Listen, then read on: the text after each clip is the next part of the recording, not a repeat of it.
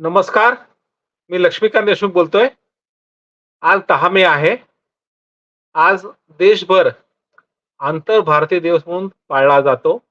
मी स्वतः आंतरभारतीयाशी निगडीत आहे अनेक वर्षापासून आणि आंतरभारती ही साने गुरुजींच्या विचाराच्या परिप्रेक्ष्यामध्ये चालणारी आणि गेली 50 वर्षे काम करणारी भारतातली अनेक राज्यामध्ये पसरलेली संघटना आहे. आणि ती सांस्कृतिक व सामाजिक काम करणारी सरकारचं कुठलंही अनुदान नसलेली संस्था आहे. आणि मुख्य म्हणजे ती साने गुरुजीच्या विचाराची एकनिष्ठ राहणारी संस्था आहे. अ, तिचा आज वर्धापन दिन आहे. पूज्य साने गुरुजींनी पंढरपूरला श्री विठ्ठलाचे मंदिर अस्पृश्य समाजासाठी खुले व्हावे, यासाठी 1 मे 47 ते 10 मे 47 असे तब्बल 10 दिवस एक प्राणांतिक उपोषण केलं होतं. आणि अस्पृश्यांना मंदिराचे दारं उघडं करून त्यांना दर्शन घ्यायची मुभा द्या, परवानगी द्या, अशी त्यांची मागणी होती. आणि 10 दिवसानंतर बडव्यानं पाझर फुटला आणि त्यांनी मान्य केलं. आणि 10 मेला या उपोषणाची यशस्वी सांगता झाली. तो आजचा दिवस आहे. तो दिवस आंतरभारती आपला दिवस म्हणून साजरा करत असते. त्या दिवसाला आणखीन एक महत्व आहे, की आंतरभारती जवळपास 10-15 वर्ष अध्यक्ष राहिलेले थोर समाजवादी नेते आणि साधनाचे संपादक यदुनाथ थत्ते हे आंतरभारतीचे अध्यक्ष होते. त्यांनी खूप प्रसार केला आंतरभारतीचा आणि साने गुरुजी स्वतःने साकार केलं. त्यांचा हा स्मृतिदिन आहे. म्हणून ह्या दुहेरी नात्यानं आंतरभारती साठी आजचा दिवस खूप महत्वाचा आहे. पण मित्रहो, तुम्हाला प्रश्न पडला असेल, की सध्या लोकसभा निवडणुकीच्या पार्श्वभूमीवर मी गेले महिनाभर आपल्याशी सातत्यानं बोलत आहे, व्हिडिओ करत आहे. तर एकदम मी ट्रॅक बदलून असा कसा हा वेगळा विषय वेगळा व्हिडिओ तुमच्यापुढे प्रस्तुत करत आहे. त्याचे उत्तर सोपं आहे. कारण माझ्या आजच्या व्हिडिओचं शीर्षकच मुळी आहे, आंतरभारतीची तत्वे आणि 2024च्या लोकसभा निवडणुकीचा प्रचार. 2024च्या निवडणुकीचा प्रचार आणि आंतरिक तत्वे यांचा कुठे सांधा जुळतो आहे का? आणि मुख्य म्हणजे आंतरभारतीय विचारांचा लोकसभा निवडणूक प्रचारामध्ये काय संबंध आहे? आहे. मित्रांनो, आहे. तोच तर आजचा आपला विषय आहे. त्यावर चर्चा करण्यासाठी करण्यापूर्वी थोडं आंतरभारतीची तत्व काय आहेत? ती प्रामुख्याने 5 तत्व आहेत. ती 5 तत्व आपण थोडक्यात पाहून घेऊयात आणि मग त्याच्या आधारे आजच्या लोकसभा निवडणुकीमध्ये जे प्रचाराचे मुद्दे आहेत आणि आंतरभारतीय तत्व आहेत, त्यांची कुठे सांगड लागती आहे का? ती सांगड नसेल तर का नाही? ती का असली पाहिजे? हेच मला थोडं भाष्य करायचं आहे. म्हणून प्रथम आपण हे 5 तत्व पाहूयात. हे 5 उद्दिष्ट जे आहेत आंतरभारतीचे ते असे आहेत. 1. राष्ट्रीय एकात्मतेसाठी काम करणं. 2. भारत हा बहुभाषिक, बहुसांस्कृतिक देश आहे. त्यामुळे भाषा भगिनीमध्ये प्रेम आणि सौहार्द निर्माण करणे, तसे इतर राज्याच्या संस्कृतीचा परिचय करून घेणे आणि आदान-प्रदान करणे हा दुसरा उद्देश आहे. तिसरा उद्देश धर्म, जात, भाषा, लिंगभेदामुळे माणसा-माणसामध्ये ज्या परस्परांना अलग करणाऱ्या भिंती उभ्या राहतात, त्या भिंती जमीनदोस्त करून माणसांना एक केलं पाहिजे आणि माणसामध्ये बंधुता, भगिनीभाव किंवा फ्रॅटर्निटी आणि मानवता, ह्युमॅनिझम हा रुजवला पाहिजे. चौथा जो उद्देश आहे, की भारतामध्ये खऱ्या अर्थानं सामाजिक आणि आर्थिक विषमता नष्ट झाली पाहिजे. आणि 5वा जो भाग आहे, तो म्हणजे समर्थ भारत घडला पाहिजे. त्यासाठी साने गुरुजी गाणं लिहिलं होतं, "बलसागर भारत हो, विश्वात शोभूनी राहो." मित्रहो, थोडक्यात सांगायचं झालं तर आंतरभारतीच्या कामाचे अ, विषय आहेत राष्ट्रीय एकात्मता, अखंडता, भाषा भगिनी प्रेम आणि सौहार्द, सोशल हार्मोनी, भेदभाव विरहित समाज निर्माण करणे. आणि चौथा आहे शेतकऱ्याचे, कामगारांचे म्हणजेच खऱ्या अर्थाने गरिबांचे, श्रमिकांचे राज्य निर्माण होणे किंवा सरकार स्थापन होणे. मित्रहो, सध्या लोकसभा 2024ची निवडणूक चालू आहे व विविध पक्षांचा प्रचार ऐन भरात आहे. त्यांच्याकडून उपसवणारे प्रश्न, मुद्दे आणि आंतरिक तत्वे यांची कशी सांगड आहे की नाही, हे आज मी तपासून पाहणार आहे. आपल्या पुढे काही भाष्य करत काही चिंतन प्रस्तुत करणार आहे. पहिला मुद्दा आपण घेऊयात राष्ट्रीय एकात्मतेचा. भारत, दॅट इज इंडिया, हे सर्व जाती धर्म पंथाच्या लोकांचे एक संघ राष्ट्र आहे असे आपण मानतो. त्यासाठी समता, बंधुता प्रत्येकाच्या मनामध्ये व विचारात असली पाहिजे. प्रत्येक भारतीय नागरिकाला संविधानाने अभिव्यक्ती स्वातंत्र्य दिले आहे. तसंच विचार आणि उपासनेचे स्वातंत्र्य दिलेले आहे. संधीची समानता देऊ केलेली आहे. न्याय आणि मूलभूत अधिकार प्रत्येकाला समप्रमाणात आणि कुठल्याही बंधनाला मिळतील याची व्यवस्था करण्यात आलेली आहे. भारताची संविधानाचे जे उद्देशिका आहे, प्रिअम्बल आहे, ते हेच अभिवचन देते प्रत्येक भारतीयांना आणि यामुळेच भारताची राष्ट्रीय एकात्मता आणि बद्धिंगत होते, अखंडता कायम राहत असते. तर ह्या मुद्द्याच्या संदर्भात आज जो प्रचार चालू आहे, खास करून पंतप्रधानांचा, तो राष्ट्रीय एकात्मता किती पोषक आहे हे आपण पाहूयात. पंतप्रधान गेले 8-10 दिवस सातत्यानं एक प्रचार करत आहेत आणि मुस्लिम समाजाला टार्गेट करत आहेत. त्यांना ते घुसखोर म्हणत आहेत आणि ते अधिक पैदा करणारे मुलं अधिक पैदा करणारे असं म्हणत आहेत आणि एका समाजाला पूर्णपणे टार्गेट करून त्यांना भयभीत करत आहेत. त्यांना जे आरक्षण मिळतं ते ओबीसी वर्गातलं आहे, न की धार्मिक आहे. तरीही सातत्याने पुन्हा पुन्हा पंतप्रधान मोदीजी आणि त्यांचे सर्व मंत्री प्रत्येक प्रचार सभेत तीच तबकडी वाजवत आहेत, की काँग्रेस जर सत्तेवर आली तर तुमचं आरक्षण संपून जाणार. एस-सी, एस-टी म्हणजे अनुसूचित जाती जमाती, दलित, आदिवासी आणि ओबीसींना जे आरक्षण आज मिळत आहे ते कमी करून किंवा खतम करून ते सर्व आरक्षण मुस्लिमांना दिलं जाईल. तुमची संपत्ती मुस्लिमांना दिली जाईल. तुमचं मंगळसूत्र तुमच्या स्त्रियाचं काढून घेऊन ते मुस्लिम स्त्रियांच्या गळ्यात घातलं जाईल. मुस्लिम स्त्रिया मंगळसूत्र वापरत नाहीत हे ते विसरून गेले वाटतं. कारण मुस्लिम स्त्रिया मंगळसूत्र फारसं काही हे नाहीये. पण हा तो प्रचार पंतप्रधान मोदीजी सातत्याने प्रत्येक सभेमध्ये देशाच्या प्रत्येक भागात करत आहेत. तो मिथ्या आहे, त्यात सत्याचा एकही अंश नाही. तरीही ते प्रचार करत आहेत कारण त्यांना धार्मिक ध्रुवीकरण करून हिंदूची मतं ची आस त्यांच्यापासून दूर जात आहे असं त्यांना वाटतं. ती परत खेचून आणायची आहे आणि पुन्हा एकदा सत्तेवर यायचंय, विजयी व्हायचं आहे. पण त्याची किंमत काय? ते हे जे करत आहेत ॲट व्हॉट कॉस्ट? ती किंमत आहे राष्ट्रीय एकात्मतेला तडे जाण्याची. जेव्हा 14% लोकसंख्या भारताची जी मुस्लिमांची आहे, तिला तुम्ही दुय्यम लेखता, त्यांना संधी नाकारता प्रगतीची, शिक्षणाची, रोजगाराची, तर देशाच्या सामाजिक सौहार्दाचे, सोशल हार्मनीचे धिंडोडे निघतात. ती धोक्यात येते आणि सामाजिक सौहार्द कमी झालं, की राष्ट्रीय एकात्मता देखील खूपच कमी होते आणि मग देश दुबळा होऊ शकतो. आणि हे मोदी साहेबांना माहीत नसेल असं म्हणण्याचं मी धाडस करणार नाही. पण निवडणुकीसाठी हा प्रश्न करणं आणि आपल्या वर्तनातून, वागण्यातून, टीका करण्यातून राष्ट्रीय एकात्मता तडे जाऊ देणं हे त्यांच्या पदाला शोभणारं नाहीये, असं मला म्हणावसं वाटतं. मित्र तुम्ही आम्ही मराठी माणसं एका अर्थानं महान शिक्षक असलेले साने गुरुजींचे धडपडणारी मुले आहोत. म्हणजे काही कृतिशील काम करणारी मुले आहोत. आपण श्यामच्या आईचे श्याम सारखे आदर्श मुलं आहोत. आपले त्यामुळे कर्तव्य बनते की देशात धार्मिक सलोखा हा राहिला पाहिजे आणि जे पक्ष आणि जे उमेदवार त्या विरुद्ध प्रचार करतात, बोलतात, वर्तन करतात, त्यांना मतदान करून पराभूत केलं पाहिजे. हे आपलं ध्येय असलं पाहिजे असं मला वाटतं.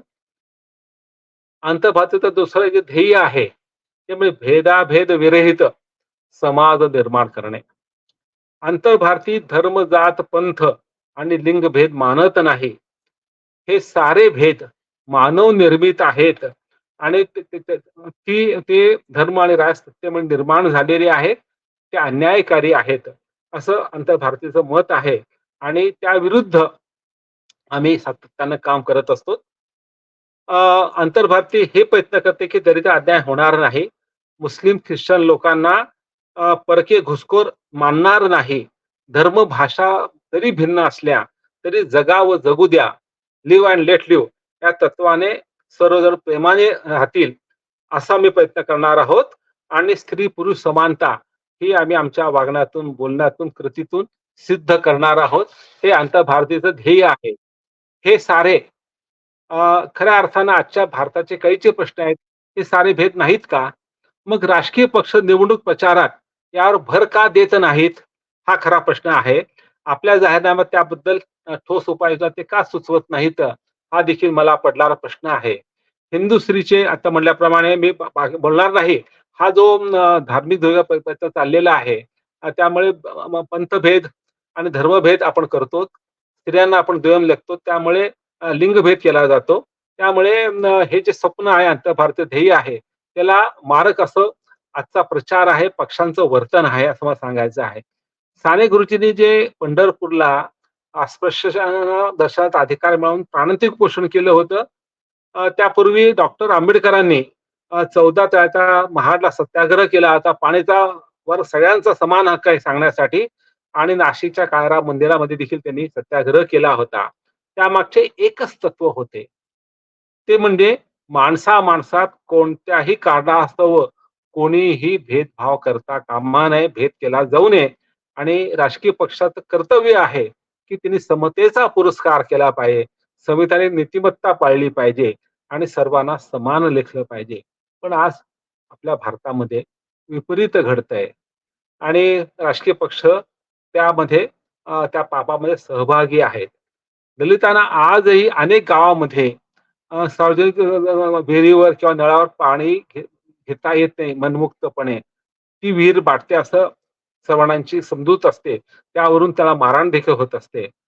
जातीबाहेर किंवा धर्माबाहेर जाऊन तुम्ही प्रेम जडलं आणि विवाह केला, तर ऑनर किलिंग केलं जातं किंवा त्याला लव्ह जिहादचं नाव देऊन त्या दोघांनाही मारलं जातं. असे अनेक प्रकार घडलेत. स्त्रियेला दुय्यम लेखलं जातं. राजकारणात तिला उचित स्थान मिळत नाही. तिच्यावर होणारा अन्याय, अत्याचाराकडे दुर्लक्ष केलं जातं. कारण अन्याय करणारे ते पुरुष आहेत, ते बलदंड आहेत आणि पक्षीसाठी ते महत्वाचे आहेत. विनिंग कॅरियर म्हणून त्या दुर्लक्ष केलं जातं आणि उलट त्यांना फूस दिली जाते किंवा ते संरक्षण केलं जातं. हे सारं भेदभाव निर्माण करणारं कृती आहेत आणि त्यामध्ये राजकीय सर्व पक्ष सर्व समान भागीदार आहेत आणि सत्तारूढ पक्ष हा अधिक भागीदार आहे असं म्हणलं आहे. त्यामुळे अशा प्रचारामुळे, अशा कृतीमुळे, अशा नीती-नियमामुळे भेदभाव विरहित समाज निर्माण कसा होईल? ते स्वप्न केव्हा साकार होईल? हे मात्र मोठा प्रश्न आहे. तिसरा जो ध्येय आहे आंतरभारतीय ते सामाजिक व आर्थिक विषमता कमी करणे. सामाजिक आणि आर्थिक विषमता कमी करणे. साने गुरुजींचं एक प्रसिद्ध गाणं आहे. आता उठवू सारे रान, आता उठवू सारे रान, आता पेटवू सारे रान, शेतकऱ्यांच्या राज्यासाठी, कामकरांच्या राज्यासाठी, लावू पणास प्राण, शेतकऱ्यांच्या राज्यासाठी, कष्टकऱ्यांच्या राष्ट्रासाठी, लावू पणाला प्राण, आता उठवू सारे रान. या गीतामध्ये शेतकरी आणि कामगारांचं राज्य यावं असं सांगितलं स्वप्न होतं. कारण शेतकरी हा जगाचा पोशिंदा आहे, तर कामगार वर्ग हा उत्पादक वर्ग आहे. शेतकरी अन्न पिकवतो, भाजीपाला पिकवतो, फळं पिकवतो. त्यामुळे आपलं पोषण होतं. त्याविना माणूस जगू शकत नाही. तसंच कामगार जे आपल्या श्रमानं हातानं निर्माण करतो, अगदी चाचणीपासून ते वाहनापर्यंत, कपड्यापासून ते पायातल्या चप्पल बुटापर्यंत ते जर निर्माण झालं, ते आपल्याला मिळालं नाही, तर आपलं जीवन किती अ, कष्टप्रद होईल याची कल्पना केली बरी. हे आपण कल्पनाही करू शकत नाही. म्हणजेच आपलं आजचा जो आराम आहे, आपली जे चैन आहे, आपलं जे समाधान वावरणं आहे चांगल्या पद्धतीनं, ते शेतकऱ्यांच्या कष्टावर आणि कामगारांच्या कष्टावर आधारित आहे. हे विसरून चालणार नाही. असा हा देशाला असं अन्न देणारा, लोकांचं पोट भरणारा आणि लोकांना सर्व सुविधा देणारा हा जो शेतकरी वर्ग आहे, कामगार वर्ग आहे, हा वर्ग सर्वाधिक गरीब का आहे? हा खरा प्रश्न आहे. कारण एकच आहे, श्रमाला प्रतिष्ठा नाही, श्रमाला पुरेसा मोबदला मिळत नाही. म्हणून सर्वाधिक आर्थिक विषमता पाहायला मिळते या वर्गामध्ये. ती साने गुरुजींना व्यथित करायची. म्हणून ते शेतकऱ्याच्या, कामगारांचे राज्य यावे म्हणून प्राणपणा लावायची भाषा करतात, गीत लिहितात. ते त्यांचे कन्व्हिक्शन होते. शेतकरी कामगाराचे राज्य म्हणजे कष्टकरी व निर्मात्या वर्गाची आर्थिक उन्नती करणे होय. त्यांच्या शेतमालाला उचित भाव मिळायला पाहिजे. त्यासाठी शेतकऱ्यांची जी मागणी आहे, की आमच्या एम-एस-पी कायदा पाहिजे. त्या कायद्याचे आज जर साने गुरुजी जिवंत असते, त्यांनी समर्थन केलं असतं. त्यासाठी आंदोलन छेडलं असतं. तसेच शेतकरी विरोधी जे कायदे आहेत, त्यासाठी आंतरभारतीचे उपाध्यक्ष अमर हबीब किसान पत्र आंदोलन चालवतात. त्यांनी 3 कायदे हे शेतकऱ्याच्या जीवावर उठणारे असं म्हणले आहे. ते कायदे कोणते? एक जमीन अधिग्रहण लँड एक्विजिशन कायदा, दुसरा सेलिंगचा कायदा आणि तिसरा कायदा जीवनावश्यक वस्तू कायदा इसेन्शियल कमोडिटी ॲक्ट. ह्या 3 कायद्यामुळे शेतकऱ्यांना उचित भाव मिळत नाही. जेव्हा चांगलं पीक येतं, बाहेर भाव जास्त असतो, तेव्हा तुम्ही निर्यात बंदी करता. जेव्हा आपल्याकडे कमी पिकतं, तेव्हा तुम्ही आयात करता आणि दोन्ही बाजूंनी शेतकऱ्यांना मारता. म्हणून हे तिन्ही कायदे रद्द झाले पाहिजे ही मागणी आहे आणि आज साने गुरुजींनी त्याला नक्कीच समर्थन दिलं असतं. तसंच कामगारांना आज कंत्राटी काम करावं लागतं. त्याला कामाची शाश्वती मिळत नाही, चांगले वेतन मिळत नाही, की समाज सुरक्षा मिळत नाही. याकडेही साने गुरुजींनी ममतेनं पाहिलं असतं आणि त्यासाठी प्रयत्न केले असते. पण मित्रहो, या दोन्ही बाबत शेतकऱ्याबद्दल, कामगाराबद्दल कोणत्याही राष्ट्रीय पक्षाचे सामाजिक व आर्थिक लोकशाहीचे स्पष्ट आणि दीर्घकालीन धोरण नाहीये. कल्याणकारी योजना ही केवळ मलमपट्टी आहे. त्यातून मूळ दुखणं जखम बरी होते, पण मूळ दुखणं संपत नाही. मूळ आर्थिक उन्नती आहे. प्रतिष्ठेचं जगणं आहे. सन्मानजनक वेतन आहे. त्यासाठी आर्थिक समता हेच त्याचं खरं उत्तर आहे. विषमता निर्मूलनाचा हाच एकमेव खात्रीचा मार्ग आहे.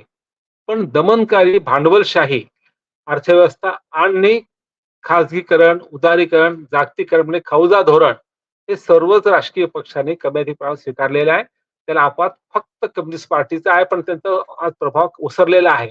त्यामुळे सर्व पक्षांच्या आर्थिक नीतीमुळे शेतकऱ्यांचं मरण आणि कामगारांचं कष्ट कमी होत नाहीत आणि ही खंत आम्हाला आहे. ती साने गुरुजींना किती असती आज जिवंत असते तर ही कल्पना केली बरी.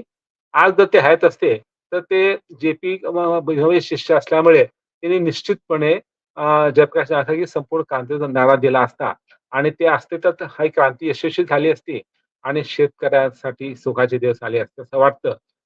आज ते नाहीत, ही वस्तुस्थिती आहे. परंतु आजचे जे राजकीय पक्ष आहेत, त्या लोकांचे उत्तरदायित्व आहे. कारण तुम्ही तुमचं राजकारण हे खऱ्या अर्थानं उन्नतीचं राजकारण असलं पाहिजे, प्रगतीचं राजकारण असलं पाहिजे.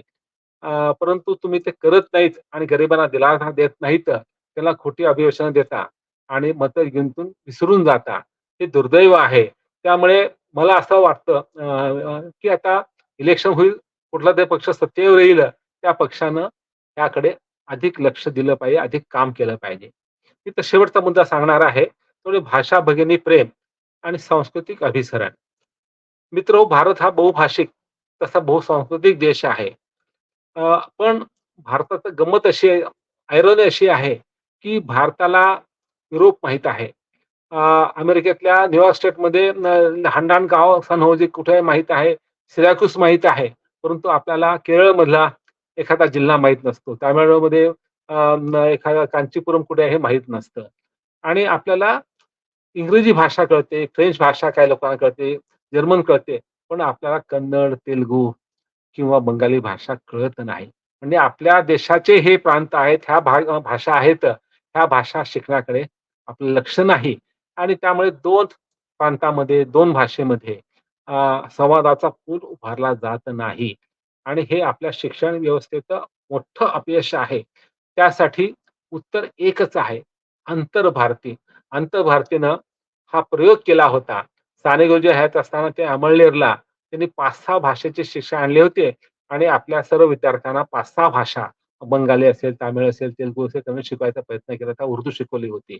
आज आपल्याला अ, अ, हे जे हे पाहिलं पाहिजे गांभीर्यानं, ते यासाठी की आपल्या भाषिक अस्मिता ह्या खूप तोकदार होत चाललेल्या आहेत. भाषेवरून भारतीय माणसात फूट पडणं आणि परस्पराचा थोडासा द्वेष बाळगणं हे खरोखर दुर्दैवी आहे. ते राष्ट्रीय एकात्मतेचा मारक आहे. आजचा जमाना आय-टीचा आहे, एआयचा म्हणजे कृत्रिम बुद्धिमत्तेचा आहे.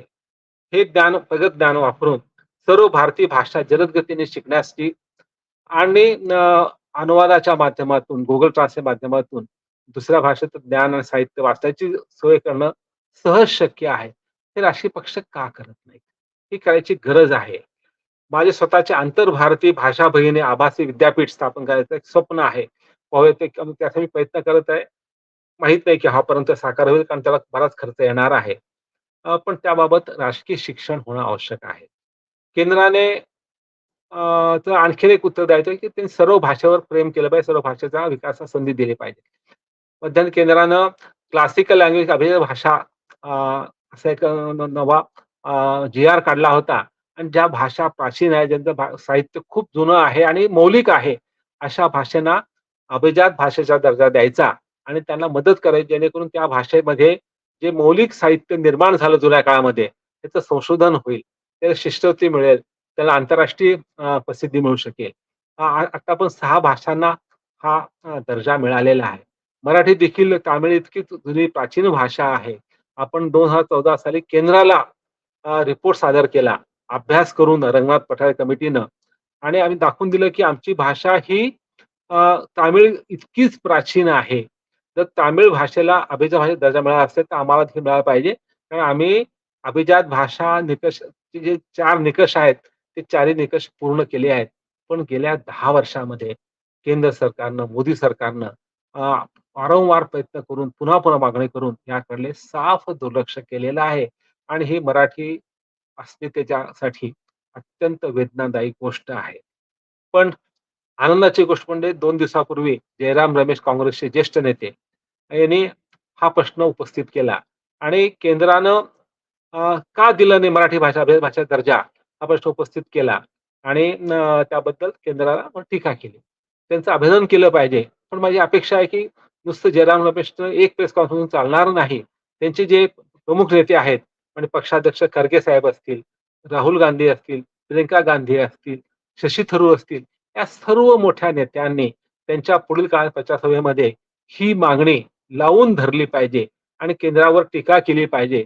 तरच केंद्र सरकार त्याची दखल घेईल आणि उद्या जे सरकार येईल सत्तेवर 4 जून नंतर त्या सरकारला मराठी भाषेला दर्जा देण्यासाठी भाग पाडलं जाईल.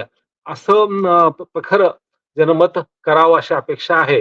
पाहूया काय होतं ते. Jury is out. Let us wait and watch. मित्रांनो, साने गुरुजींचे क्रांतिकारी सामाजिक व आर्थिक विचार आणि आजची सद्यस्थिती आणि पक्षांच्या भूमिका यावर आपण खूप काही बोलता येईल. पण हे प्रश्न निवडणुकीत उपस्थित का केले जात नाहीत? आणि मतदानामध्ये त्याचं प्रतिबिंब का पडत नाही? हे खरे प्रश्न आहेत. मित्रहो, आज आंतरभारतीय दिनाच्या निमित्ताने मी साने गुरुजींचे काही विचार व आजचे समाजाचे कळीचे प्रश्न आणि त्याबद्दल विविध राजकीय पक्ष काय विचार काय मुद्दे मांडतात प्रचार सभेमध्ये, यावर थोडंसं भाष्य केलेलं आहे. या साऱ्यांचा आपण गाभ्याने विचार केलाच पाहिजे. एवढं सांगतो आणि शेवटी अ, या एपिसोडच्या शेवटी साने गुरुजींची एक प्रसिद्ध कवितेच्या 2 ओळी आपल्याला सांगणार आहे. त्याचीच आज नितांत गरज आहे सामाजिक शांततेसाठी आणि बंधुतेसाठी. ते गीत अत्यंत महत्वाचं आहे. ते एका अर्थानं आजचं आधुनिक पसायदान आहे. साने गुरुजींचं पसायदान आहे. ते असं म्हणतात, "खरा तो एकची धर्म, जगाला प्रेम अर्पावे. खरा तो एकची धर्म, जगाला प्रेम अर्पावे. असे हे सार धर्माचे, असे हे सार सत्याचे, असे हे सार धर्माचे, असे हे सार सत्याचे. जयाला धर्म तो प्यारा, जगाला देव तो प्यारा. जयाला धर्म तो प्यारा, जगाला देव तो प्यारा. त्याने प्रेममय व्हावे, त्याने प्रेममय व्हावे, जगाला प्रेम अर्पावे. खरा तो एकची धर्म, जगाला प्रेम अर्पावे." असं प्रत्येक भारतीयानं प्रेममय व्हावं. आपल्या सर्व भारतीय माणसावर जात, धर्म, लिंग, त्याचा सामाजिक दर्जा, आर्थिक न पाहता त्याला आपला मानावं, बंधू मानावं, भारतीय मानावं. आणि जर असं घडलं, तर खऱ्या अर्थानं बंधुता रुजली जाईल आणि भारताची एकात्मता साकार होईल आणि मग भारत समर्थ होण्यासाठी वेळ लागणार नाही आणि तेव्हा साने गुरुजींचं अ, स्वप्न साकार होईल. "बलसागर भारत हो, विश्वात शोभूनी राहो. त्यासाठी आपण काम करूया. आजच्या भारतीच्या दिनी आपण सारे साने गुरुजींचं स्मरण करूया. त्यांना आदरांजली वाहूया आणि त्यांच्या विचारावर चालण्यासाठी पक्ष काय करेल हे माहीत नाहीये. परंतु तुम्ही आम्ही साने गुरुजींचे आजची धडपडणारी मुले आहोत, असं आपण मानत असू. तर आपण साने गुरुजींच्या अंतर्भागाचा विचार केला पाहिजे आणि समता, बंधुता आपण कृतीत आणली पाहिजे. भेदभाव न केला पाहिजे आणि शेतकऱ्यावर आणि कामगारावर प्रेम केलं पाहिजे. त्यांच्या उत्थानासाठी काम केलं पाहिजे आणि त्यांच्यासाठी जे काम करतील त्या पक्षाला मतदान केलं पाहिजे. एवढंच सांगतो आणि थांबतो आणि पुन्हा एकदा आपल्या सर्वांना शुभेच्छा देतो आंतरभारतीय दिनाच्या आणि थांबतो. धन्यवाद.